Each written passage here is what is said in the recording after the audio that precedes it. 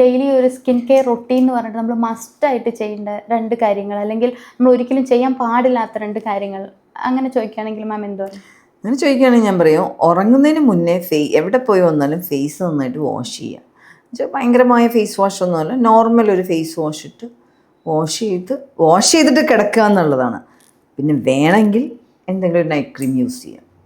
പിന്നെ പുറത്ത് പോകുമ്പോൾ ഫേസ് വാഷ് യൂസ് ചെയ്യുക, പുറത്ത് പോകുമ്പോൾ സൺസ്ക്രീൻ യൂസ് ചെയ്യുക. മസ്റ്റായിട്ട് സൺസ്ക്രീൻ യൂസ് ചെയ്യുക. ഈ സൺസ്ക്രീൻ യൂസ് ചെയ്തില്ലെങ്കിൽ ടാൻ വന്ന് നമ്മുടെ കളറേ അല്ലാണ്ടായി മാറും.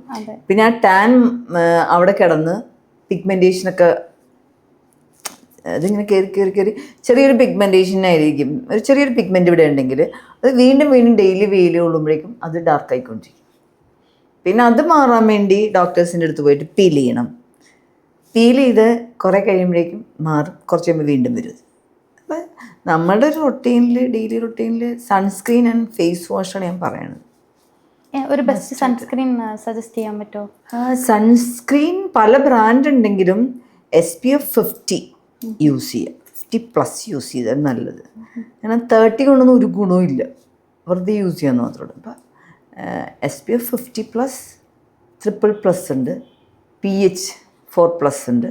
അങ്ങനത്തെയൊക്കെ യൂസ് ചെയ്യുകയാണെങ്കിൽ നമ്മൾ എന്താണോ ഉദ്ദേശിക്കുന്നത് അതുകൊണ്ടുള്ള റിസൾട്ട് നമുക്ക് ഉണ്ടാവും.